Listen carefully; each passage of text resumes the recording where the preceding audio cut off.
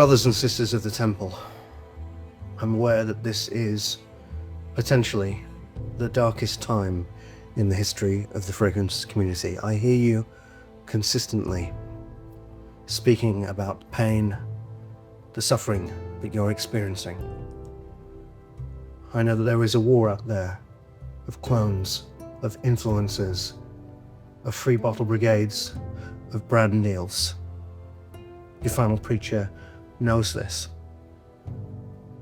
The final preacher is fighting every single day to solve the issues of the temple that he built with his bare hands. I come to you today not with bad news, but perhaps with a glimmer of hope. But by me saying what I'm about to say, I'm about to breach a long-held secret that has been within the temple for many years. I do not do this lightly.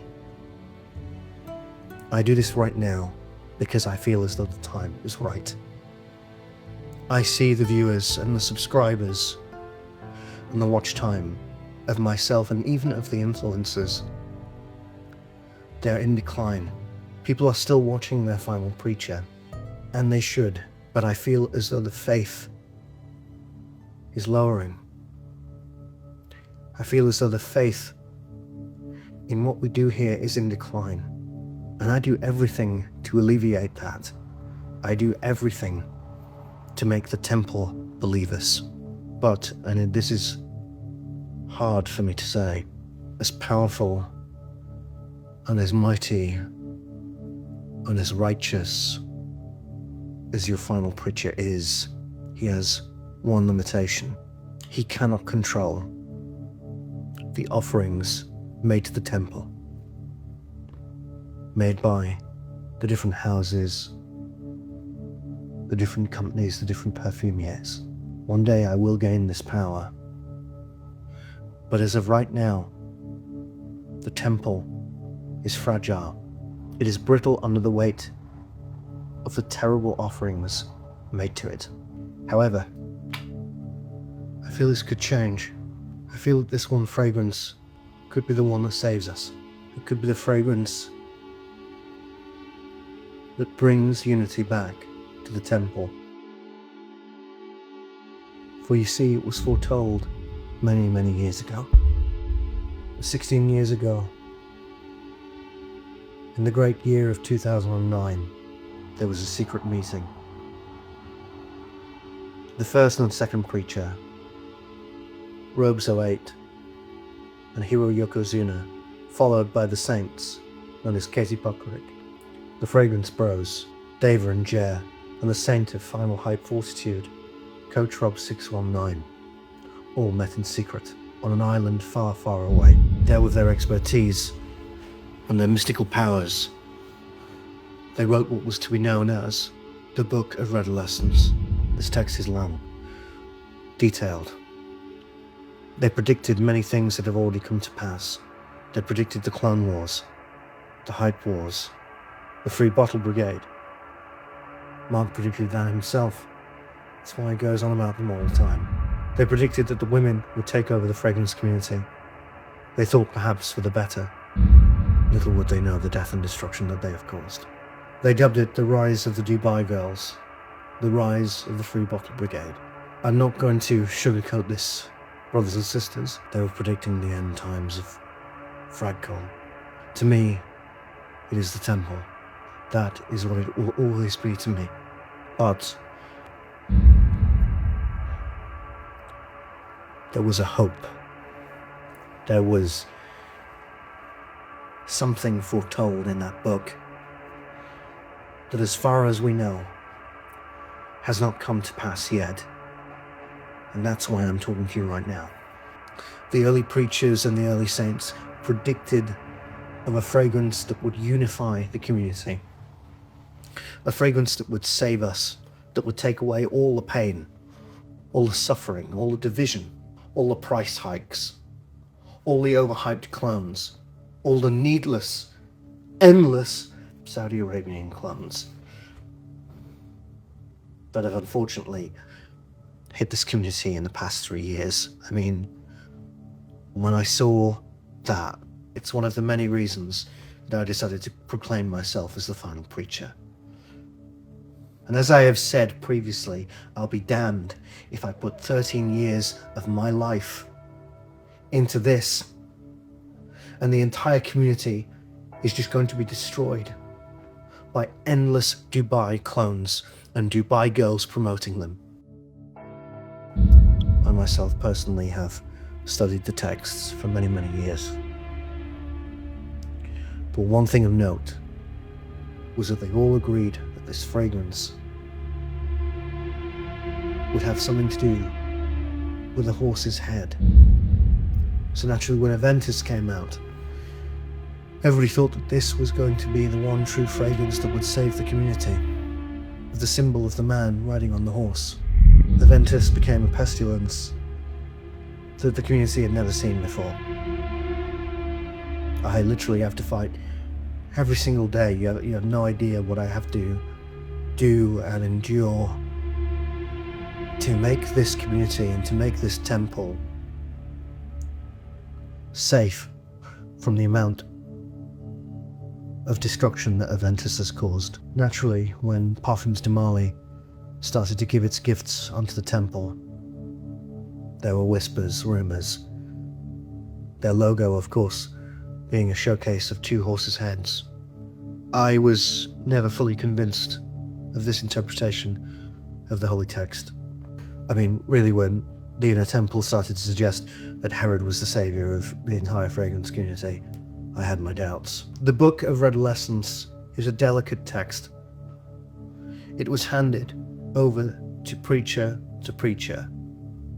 The youngest preacher at the time who had access to the text was Redolescence himself, Stephen. But many now think that the book turned him mad,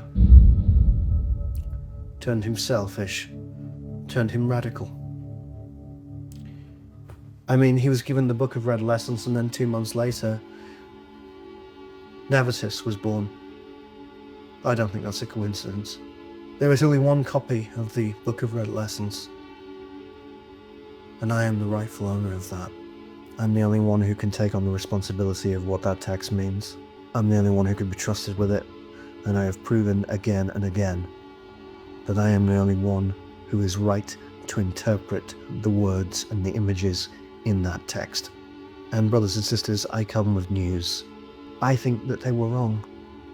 I do not say that lightly. I say that with all of the respect in the world.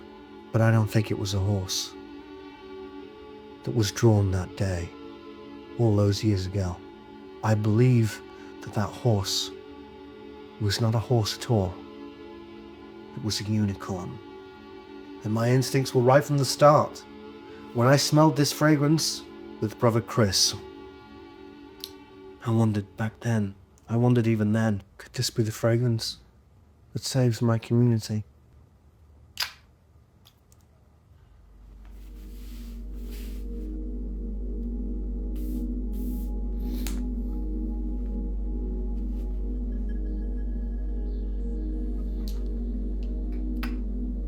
The opening is green. It's somewhere in between a village fete in the English countryside and a sandy beach off of the Amalfi coast. Somewhere lurking in between those two extremes. I want to grab hold of it. I had the best memory I've ever had. I want to engorge myself. I want to engorge myself in it. There's orange blossom and citrus. If this was a drug, I'd overdose myself and die. A bit neroli, sharp citrus. It's like it's shifting in my mind. English countryside, Amalfi coast. But not now. Back then, 1950s, 1960s. I half remember memory. It's intoxication at its finest. God, I needed this. We all needed this. This may very well be your final preacher's favorite. Of the year, most definitely. Of the decade? Quite possibly. Of all time? Oh. Let's just say that that position has recently opened itself up.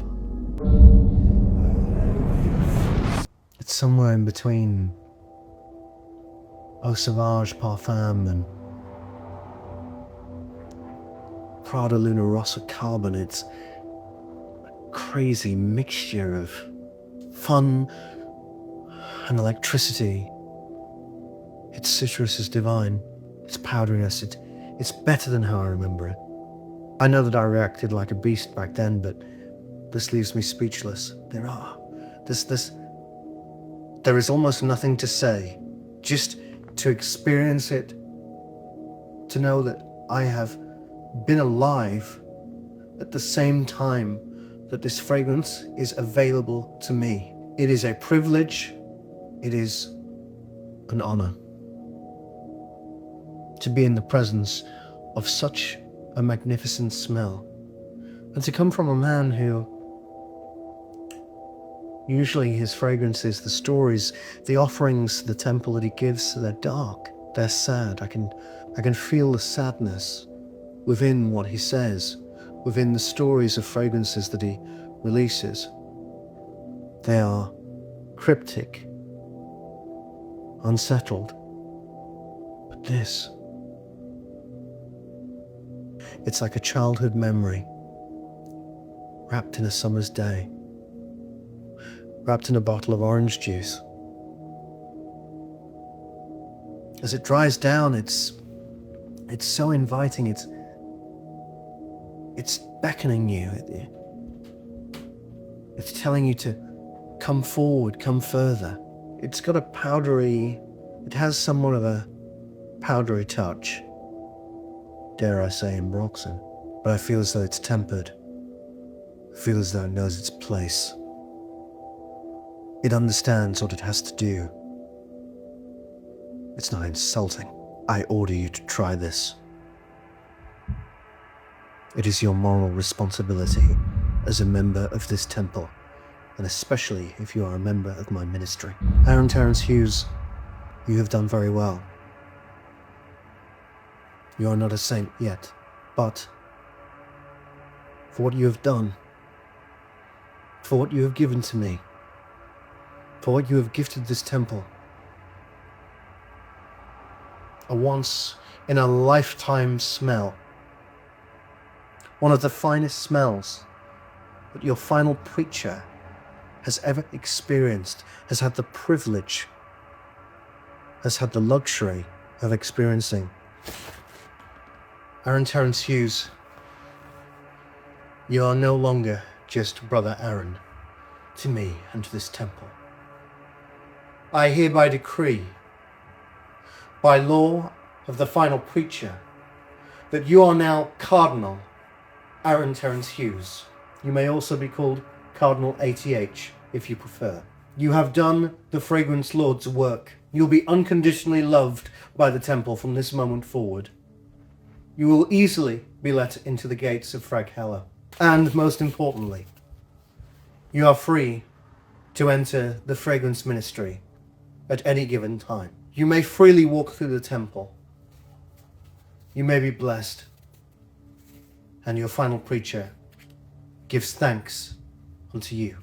Hombre by Aaron Terence Hughes is therefore fully canonized in the temple, with honors, and I also declare that it is clean. It is not a clone. It is not heresy. It is not filth. And as time goes by, it is getting harder and harder for your final preacher to say that. This is one of the greatest fragrances that has been released this year, and most importantly, this decade. There are many parts of the temple that are filthy. They are unswept. They are unkept. They're disgusting. It is vile. But your final preacher can help you.